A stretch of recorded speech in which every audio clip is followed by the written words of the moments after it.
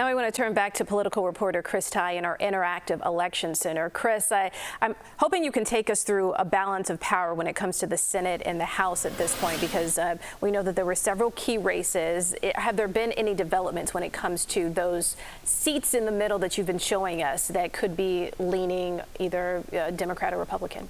Yeah, I'm going to get you to the Senate here in just a second, guys, I promise. And I want to get to a couple of quick states that now are coming into focus. I want to walk you through a couple swing states. None of the key 7 swing states have been called. Let's lead with that. But it is at this hour a very good night for Donald Trump at this point in the evening. Let's start to explain why. In the state of Georgia, the first state to close in the swing state category, Trump has a 4-point lead here. This is a state that we are looking at very closely. 81% of the vote is in. We are still waiting from a large percentage from Cobb County in suburban Atlanta, but it is trending very strongly in the Trump category. Let's move up to North Carolina, another state that there was a very competitive race, and then Trump has taken a pretty decisive 6-point lead here with, what do we have? It is 71% of the vote in. We're watching this one very closely. A little further up north, Pennsylvania. We're going to watch that all night. Of course, this one is critical. This was also neck and neck. Trump has taken about a 2-point lead here in just the last 25 minutes, but this is very, very early, 51% of the vote in. Let's move our way closer to our neck of the woods, Michigan. Here is a story that Kamala Harris likes to tell. She has a 4-point lead right now with a 1/5 of the vote in. We're watching that very closely. A lot of vote outstanding in Metro Detroit. To Wisconsin now, our friends to the north. Here is where things stand. Couldn't be closer.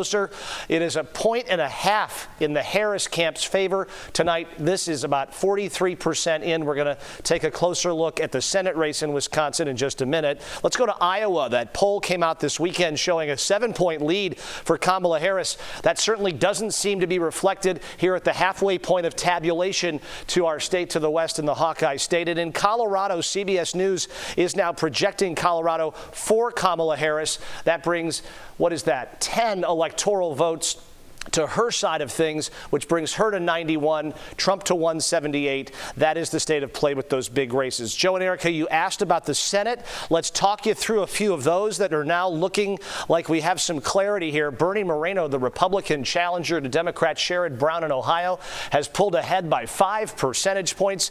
Brown has been a multi-term senator from the Buckeye State. It is not looking good for him as Donald Trump is overperforming in Ohio. Meantime, in Texas, the Ted Cruz race is also coming into focus here at this hour. He has a 10-point lead over Colin Allred. And finally, in Wisconsin, our friends to the north have been watching this one very closely. This one is favoring the incumbent Tammy Baldwin. Eric Hovde, the self-funded businessman from up in Wisconsin, is trailing by 4 percentage points, guys.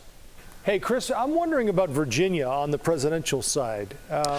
The Virginia presidential race. Yeah, what are you seeing on that?